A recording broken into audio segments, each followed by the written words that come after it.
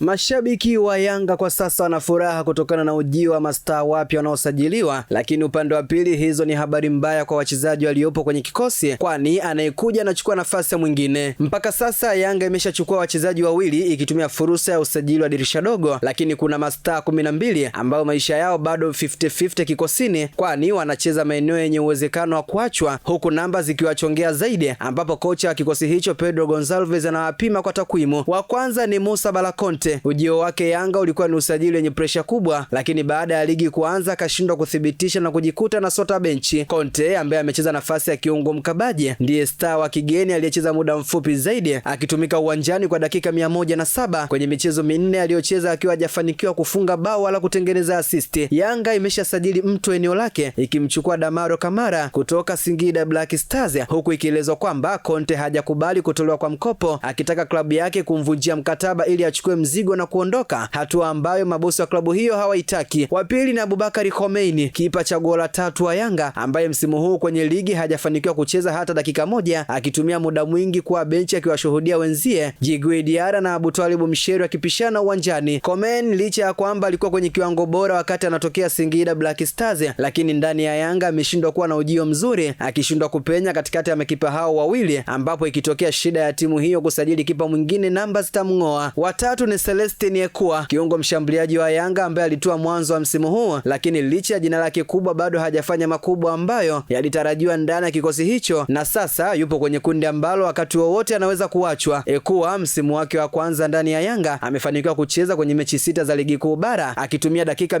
286 huku akifunga bao moja na kutoa assist moja, akiwa mchezaji wa pili kucheza muda mfupi uwanjani. Yanga inatafuta winga mzuri ambapo inaelezwa kama akipatikana anaweza kuharibu nafasi ya raia huyo wa Chad kwenye kikosi cha mabingwa hao wa soka nchini, ingawa kule Zanzibar kwenye kombe la mapinduzi anauwasha moto kwelikweli. Wanne ni Andy Boyel, mshambuliaji wa Yanga ambaye alitua ndani ya klabu hiyo msimu huu kwa mkopo na tayari ameshaondolewa akirudishwa alikotoka Sekukuni Afrika Kusini. Boyel, raia wa DR Congo, ameshindwa kutamba Yanga akicheza dakika 207 akiwa mchezaji wa 3 wa kigeni kucheza muda mchache. Kwenye mechi 5 alizocheza amefunga mabao 2 akiwa hana assist. Kwa taarifa zilizopo ni kwamba Yanga imeshamalizana na Depo ili aje kusaidiana na Prince Dube. Watano ni Dennis Nkane. Winga Dennis Nkane namba zake hazimtetei, kwani naye msimu huu yuko kwenye kundi la wachezaji ambao hawajabahatika kucheza hata dakika moja kwenye ligi zaidi ya kusotea benchi au kukaa jukwani kabisa. Nkane yupo kwenye kundi la wachezaji wanaotakiwa kuondoka na tayari amerudi kwa kocha wake wa zamani Etienne Ndairagije anayeinoa TRA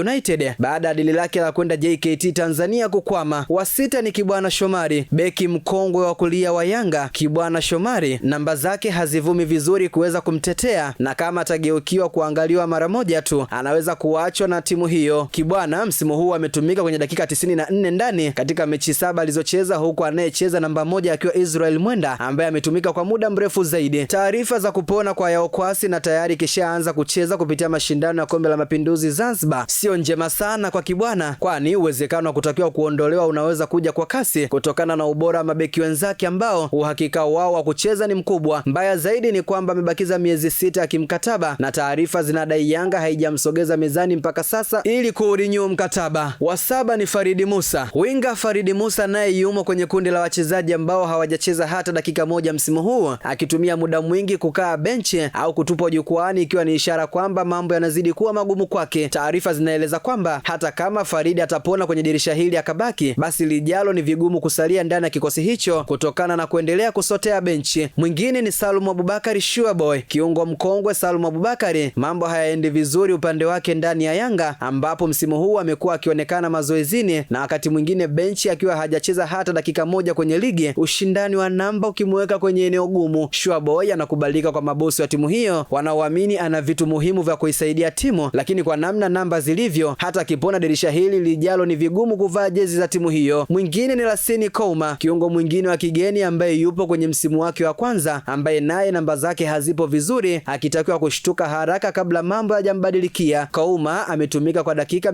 157 kwenye ligi msimu huu katika mechi 5 akiwa amefunga bao moja bila assist. Taarifa zinaeleza kwamba Yanga bado inafuatilia kwa ukaribu kiwango chake, ambapo hatajwi kwenye kundi la wachezaji ambao wanaweza kuondolewa. Mwingine ni Abdul Nasir Mohamed Casemiro. Huyu ni kiungo maarufu kwa jina la Casemiro ambaye alisajiliwa msimu huu lakini hajacheza hata dakika moja kwenye ligi, akiendelea kusubiri dakika yake ya kwanza uwanjani tangu asajiliwe ligi kuu. Taarifa za ndani zinadai Casemiro hayupo kwenye hatari ya kuachwa kutokana na nafasi anayocheza kuwa na watu bora zaidi, ambapo makocha anataka kumtafutia nafasi taratibu akiridhishwa na ubora. Mwingine ni Abubakar Niza maarufu kama Ninju, kiraka wa Yanga ambaye ni maarufu kwa jina la Ninju. Alisajiliwa msimu huu sambamba na Casemiro, lakini bado hajafanikiwa kuonja hata dakika moja uwanjani kwenye ligi. Inaelezwa anaendelea kutengenezewa nafasi taratibu. Mwingine ni Shahani Hamisi, winga kinda wa Yanga ambaye naye namba zake hazipo vizuri, akisotea sana benchi baada ya kucheza dakika 30 msimu huu ambazo alizitumia kwenye mchezo mmoja pekee wa ligi. Taarifa zinadai Yanga bado ina imani na kipaji chake, hasa licha ya kukaa sana benchi, lakini kwenye timu ya taifa ya vijana amekuwa akiitwa zaidi na akipata nafasi huitumia vyema, jambo linalomsalimisha na kumuondosha kwenye hesabu mbaya. Hata hivyo, kiungo huyu anatakiwa kuamka haraka, ambapo makocha wamekuwa akimbeba wakiamini kwamba siku moja atakuwa superstar muhimu ndani ya kikosi hicho, ingawa ndani ya timu hiyo amekuwa na nafasi ndogo kuonyesha ubora. Imeandikwa na Victoria Melkiadi na kusoma kwako nami Hamza.